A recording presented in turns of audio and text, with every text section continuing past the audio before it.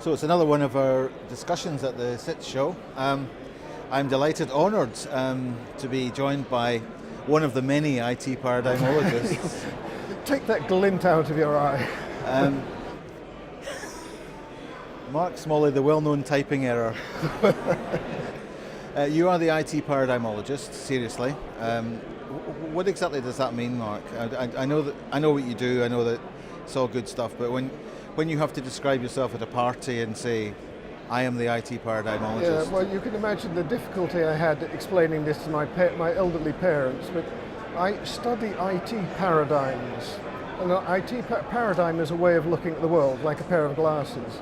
You could take DevOps as a paradigm, for instance, a certain way of looking at IT. And the IT paradigmologist has recently been looking at topics like the digital enterprise, whatever that may be, and IT operating models as a concept, which I find quite confusing because the term seems to be poorly defined and loosely used. And I've started off a discussion within the IT for IT forum, part of the open group, which I'm part. Who's probably familiar with the other groups are available. The management guide. Yeah. And I think our industry would benefit from a decent definition of IT operating model, because the business is demanding better, faster, cheaper IT. So that means we have to transform our IT function. So we have to do things with the IT operating model. So I think we really need a decent understanding of what it is. So I mean, there's a lot of discussion. And that comes up a lot, and you know, when you're talking about things like, even in this whole SIAM world that we hear about, you know, people talk about standard operating models. Is that where you are with that? I mean, because I don't know what a standard operating model is either, but when you say an IT operating model, are you looking at it from the technology, is it bottom up, or is it business down? I'd say, but I'm leaning very heavily on the work of a guy called Andrew Campbell, who's done work on operating models in general at an enterprise level. Not specifically, but it also applies to IT.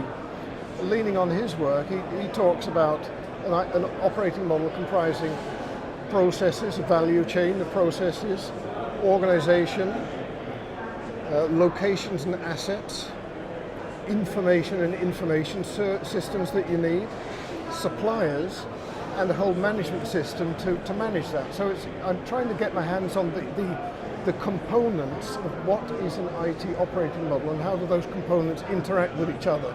Because if we understand that, then we can communicate much more easily about them.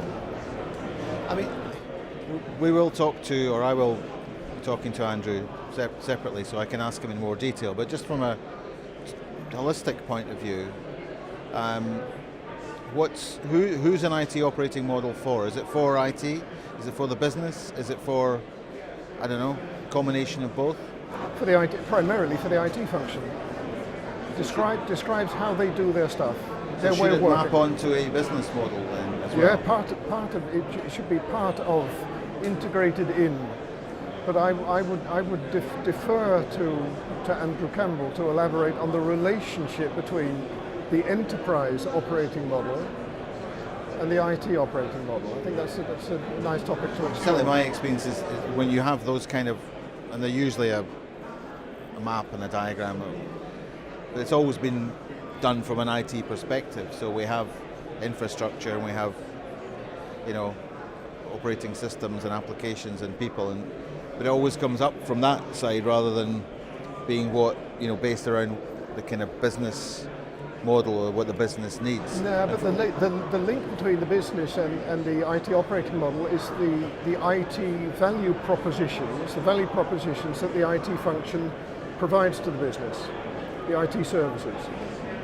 So that really, the kind of IT services that the business needs determines to a strong degree how you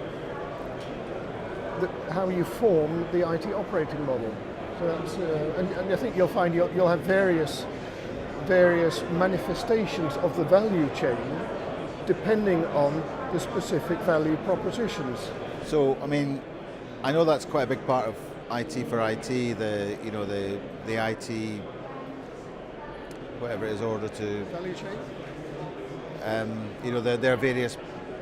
They have these various processes or functions that are standard processes, and where I was going with that was from the kind of paradigm point of view. When we talk about value, I mean, my question to you really is: can we ever really define IT value? Can we talk about IT value and the business value of IT, and everybody disagrees about what it is? Is it possible? I think I've done it. Just between you and me.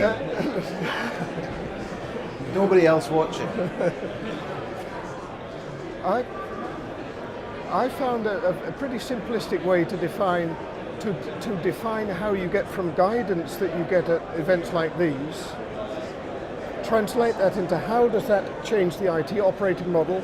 How does an improved IT operating model give you better, faster, cheaper information systems? How do those information systems help the lines of business to achieve their business goals better?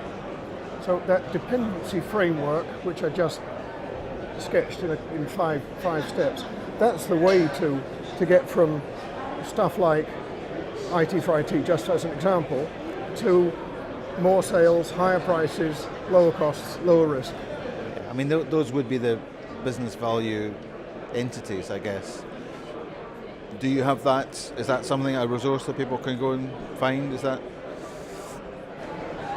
That's also one of the areas that I'm doing with the IT for IT forum. Okay, so that's it's work in progress. Yeah, and there'll be white papers before too long. Okay, that's yeah. So I'm not being glib about that in the sense that it is quite a difficult thing to define, and we struggle, and we have a number of ways of trying to bundle things up or to define value chains, or No, it is an extremely complex area, but we're spending a lot of time on that. Lots of people in the industry coming to consensus. What do we actually mean by business value? Because that, to me, would be the outcome of having an operating model. Is it something that you could use to define those types of value, I guess? Yeah. Otherwise, it's pointless if it can't be an isolated thing. It's got to be connected to the business goals. Okay. So I like to put it in that context.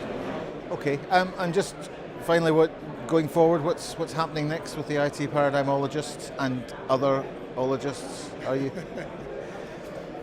just to explain? There is only one IT Paradigmologist, but due to a typing error, Mark has a badge that says the IT Paradigmologists.